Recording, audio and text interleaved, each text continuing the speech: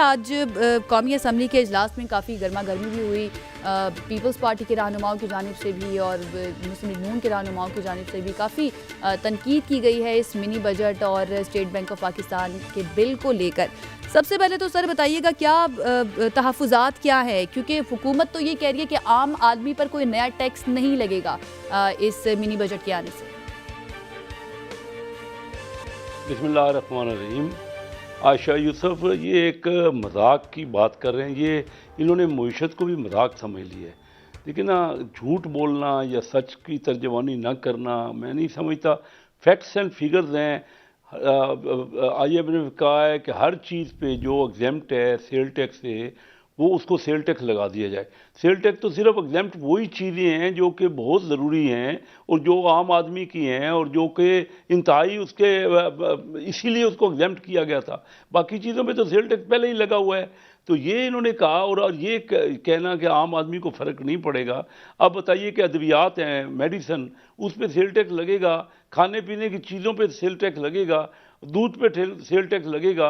तो ये कहते हैं आम आदमी को फ़र्क नहीं पड़ेगा, तो किसको फ़र्क पड़ेगा, ज़रा ये समझा दें।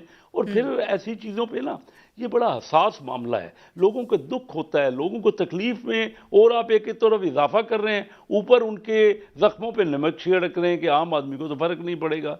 तो हमें ख्याल करके ये मईशत के बारे में बात करें। बहुत ये खुद कह रहे हैं, इनका कहना है IMF ने 550 अरब रुपए का कहा है कि हमें ज़्यादा चाहिए टैक्सेस। उसमें 350 अरब रुपए तो टैक्स हैं डायरेक्ट, जो सेल टैक्स का मद में एग्जेम्पशन है उनको ख़त्म किया जा रहा है, और 200 अरब रुपए जो डेवलपमेंट के प्रोग्राम थे उस डेवलपमेंट को ख़त्म किया जा रहा है। अब आप बताइए कि हमारे मुल्क में जो हालत है सड़कों की, इंफ्रास्ट्रक्चर की, जो नालियाँ उबली पड़ी हैं, जो गटर निकल रहे हैं, और हर जगह पे हम जब जाते हैं, मैं अपने चिन्योट जाता हूँ ना, किसी जगह से मैं नहीं आ सकता।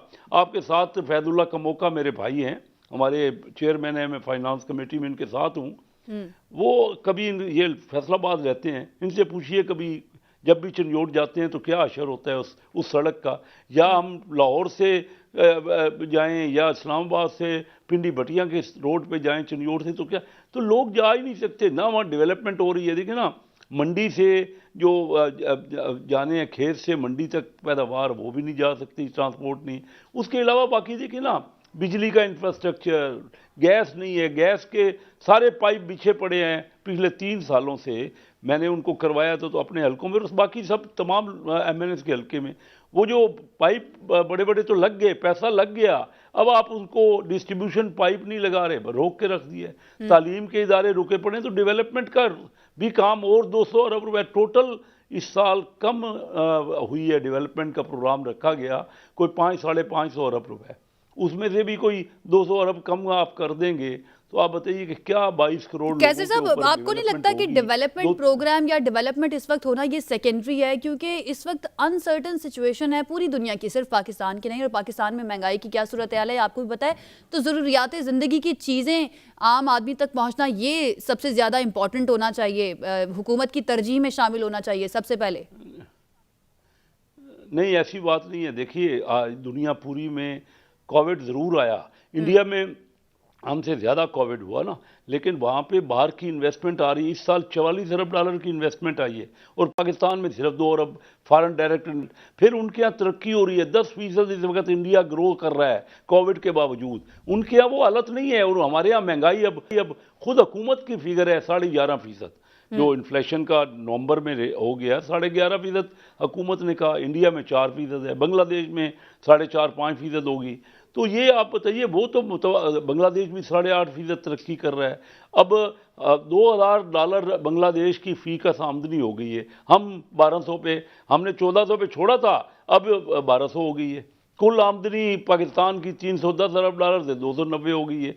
फीकस जो कर्जा था, ये कर्जा कहते थे, इमरान खान ही कहते थे कि जो बच्चा पैदा होता है वो कोई 1.25 लाख रुपए का मकरूज है।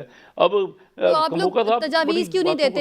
ये तो फवाद चौधरी साहब ने भी, ये तो फवाद चौधरी साहब ने भी कहा है कि हर जगह जी जी तजावीज़, ये तो बात ही बिल्कुल गलत है। देखिए, पहले दिन से हमने इनको कहा कि आए चार्टर ऑफ इकानमी करें, आए बैठें और तजावीज़ लें।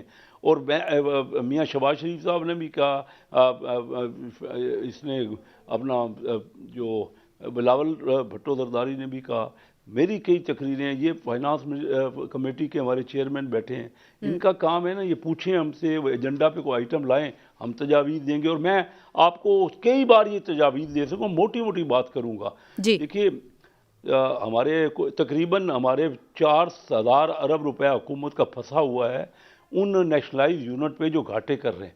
एक तो 4,000 अरब रुपया लगा पड़ा है, जिसमें जो प्रॉपर्टी, जो जिसमें डिस्ट्रीब्यूशन कंपनियां हैं, गैस की और बिजली की और रेलवे और पीआईए और ये सारे इदारे हैं, तो स्टील मिल, 4,000 अरब रुपए तकरीबन हुकूमत का लगा हुआ है। उसके बाद 750 अरब उस पर घाटा निकाल रहे हैं हर साल। अब बताइए, कोई इदारा ऐसा है, एक तो 4,000 अरब रुपया लगाए और 750 अरब घाटा करे। हर हुकूमत कहती है मैं प्राइवेटाइज करूँगी इन इन इंडस्ट्रीज़ को, या कि हम इसको प्रॉफिटेबल बनाएंगे। अब बताइए, इनको किसने रोका है? क्यों नहीं ऐसा काम कर? खुद इन्होंने कहा, आज तक प्राइवेटाइज कुछ भी नहीं हो सका। दूसरा, इन्होंने ही कहा था, इमरान साहब ने, कि बाहर से लोग आके यहाँ नौकरियां करेंगे। अब यहाँ इन्वेस्टमेंट ही नहीं है। बाहर मैंने पहले ही आपको जिक्र किया, फॉरेन डायरेक्ट इन्वेस्टमेंट हमने माहौल ही पैदा नहीं किया। क्यों लोग हमारे यहाँ नहीं आते? पाकिस्तान में क्यों नहीं बाहर के लोग? जो भी किसी भी दुनिया के मुल्क ने तरक्की की है ना, जो मैंने खुद देखे हैं तमाम ममालिक, कोरिया, पाकिस्तान 60s में, मैं 70 से कोरिया में जा रहा हूँ, वो पाकिस्तान की तरह हालत थी उनकी। आज देखिए ना, उन्होंने बाहर के इन्वेस्टमेंट आई उनके यहाँ, वियतनाम में आई, थाईलैंड में आई, इंडिया में आई, बांग्लादेश में आई, उन लोगों में बाहर की इन्वेस्टमेंट आ रही है। हमने माहौल ठीक है, पैदा किया। कैसे साहब, आपका पॉइंट आ गया है। हैदर जमान कुरैशी साहब, ठीक है, हैदर जमान कुरैशी साहब, पाकिस्तान पीपल्स पार्टी के कंसर्न्स इस मिनी बजट और ये स्टेट बैंक ऑफ पाकिस्तान का बिल जो है, इसको लेकर क्या है? बिस्मिल्लाहिर्रहमानिर्रहीम। आयशा, बहुत शुक्रिया। देखिए, पाकिस्तान पीपल्स पार्टी ने तो सबसे पहले पीटीआईएमएफ बजट के ऊपर आवाज़ उठाना शुरू की, पिछले साल भी बजट से पहले और इस बारी भी, और चेयरमैन बिलावल भुट्टो साहब की इसके ऊपर 12 तकारीर हैं। सबसे कॉम्प्रिहेंसिव अगर तकरीर है तो बजट स्पीच इस साल भी उन्होंने की। और हमने स्टेट बैंक एक्ट के ऊपर, जो कि पाकिस्तान की कौमी सलामती को कॉम्प्रोमाइज़ करता है कम्प्लीटली, और हमारे इंस्टीट्यूशन को, जो स्टेट का इदारा है, उसको डायरेक्टली रिपोर्टेबल कर दिया है टू आईएमएफ। और मिनिस्ट्री ऑफ फाइनेंस या कोई भी इदारा या पब्लिक अकाउंट्स कमेटी, जो कि पार्लियामेंट का इदारा है, वो भी उससे कोई सवाल जवाब नहीं कर सकता। बिल्कुल एक ऐसा कानून है जिसको जैसे ही हमें पाकिस्तान पीपल्स पार्टी की अगर हुकूमत आती है, तो हम उसको फ़ौरन अंडू करेंगे, और हम उसको फ़िलहाल जो है अदालतों में भी चैलेंज कर रहे हैं। तो उसको तो हम अभी भी अपोज करेंगे। पार्लियामेंट्री फ्लोर पे भी अगर हम यहाँ कामयाब हो गए तो then we would certainly have won the day. दूसरी आपने जो बात की है, देखिए, आपने हुकूमती वज़रा की बात भी की, कैसर शेख साहब ने खान साहब की पुरानी बातें याद कराई। कौम अब रोज़ वो देखती है टीवी पे, क्योंकि सारे वो वादे, सारी वो बातें जो हैं, वो हमारे और आपके सामने हैं। मैं बुनियादी बात ये करता, फैक्ट्स एंड फिगर्स तो बहुत दे सकता हूँ, मैं भी दे सकता हूँ, कैसर साहब ने भी दिए। ये जो कह रहे हैं कि आम आदमी पे कोई टैक्स नहीं लग रहा और सिर्फ अमीरों पे है, तो यही तो आप बजट स्पीच के अपने प्रोड्यूसर को कह क्लिप चलाएं ना, शौकत तरीन ने, और उसके बाद जो प्रेस कॉन्फ्रेंसेस की कि इसके ऊपर आम आदमी पे कोई टैक्स नहीं लगा, लेकिन आपने भुगता। पिछले 5 महीने से बिजली 10 रुपए बढ़ गई, गैस बढ़ गई, उसके ये भी बाद कहा गया था कि कोई मिनी बजट नहीं आएगा, ये भी पार्लियामेंट के फ्लोर पर खड़े होकर कहा गया था। बता रहा हूँ, ये भी मिनी बजट आएगा, इसके बाद मार्च में एक और मिनी बजट आएगा। इसी तरह इस साल फरवरी में आपको याद होगा एक मिनी बजट आया था, पिछले साल अक्टूबर में भी एक मिनी बजट आया था। ये हर साल मेन बजट के बाद 2 मिनी बजट आने होते हैं। आईएमएफ से इन्होंने एग्री किया हुआ है, और 600-700 अरब के। अब ये कह देना कि अवाम पे कुछ नहीं है, अब आप जीरो रेटेड जितने बाकी के रहे थे सेक्टर हैं, उसके ऊपर भी आप सेल टैक्स लगा रहे हैं। फिर इन्होंने जुलाई में जो फेडरल बजट आया, इन्होंने मिल गेट के ऊपर 17% जीएसटी लगा दिया चीनी पे। उसके बाद चीनी आप देखिए तो 20-30 की हो गई। वजह नहीं किसी को बताई कि सिर्फ होर्डर्स हैं, लेकिन हुकूमत ने 100 रुपए पे 17 रुपए जब खुद लगा दिए और मिल गेट पे लगा दिए, इस मिनी बजट में ये ठीक है कुरैशी साहब, फैजुल्ला साहब से जान लेते हैं ना, ये हमारे साथ मौजूद हैं, हुकूमत की तर्जुमानी हमारे सामने करेंगे, नुमाइंदगी करेंगे। फैजुल्ला कामुका साहब, बहुत ज़्यादा शिकवे शिकायतें हैं अवाम की भी, ऑपोजिशन की भी, और अब आपकी पार्टी के अंदर से भी बहुत ज़्यादा ऑपोजिशन जो है इस मिनी बजट के ऊपर आ रही है सामने। तो सर बताइएगा, और कोई हल नहीं था इस मिनी बजट के अलावा? आईएमएफ के साथ दोबारा से बातचीत की कोशिश इसको लेकर कि ये जो टैक्स एग्जम्पशन हटाने की बात की जा रही है, किसी तरीके से कोई फ्लेक्सिबिलिटी उनकी जानिब से दिखाई जाती, आवाम का थोड़ा सा सोचा जाता। बिस्मिल्लाहिर्रहमानिर्रहीम। दोनों पार्टियों से जो पहले हुक्मरान रह चुकी हैं पाकिस्तान में, एक टेन्योर पीछे मुस्लिम लीग नून का था, उससे पहले पाकिस्तान पीपल्स पार्टी का था, और अगर मुशर्रफ का दौर निकाल दें तो उससे पहले भी ये बारियां चलती रही ऐसे ही।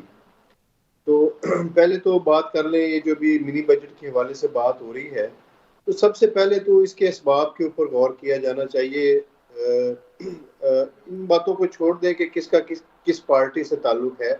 एक पाकिस्तानी होने के नाते हमें कैसर अहमद शेख साहब बड़े साफ गो आदमी हैं, बड़ी साफ बातें करते हैं। हैदर जमान कुरैशी साहब से मेरा इंटरेक्शन नहीं है, उनसे पहले कोई मुलाकात नहीं है। कैसर अहमद शेख साहब मेरी कमेटी के मेंबर हैं, मैं कमेटी को चेयर कर रहा हूँ, तो बड़े साफ गो हैं और बड़ी साफ गोई से बात करते हैं।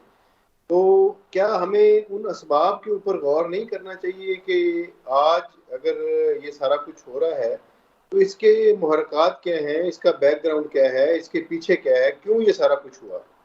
तो ये सारा कुछ इसलिए हुआ कि हमने 210 अरब की जो है वो ऑरेंज ट्रेन तो बना दी कर्ज के पैसे से। कर्ज का पैसा, उस पर सूद भी देना है, उसको चलाने के लिए 30 अरब रुपया सालाना भी चाहिए।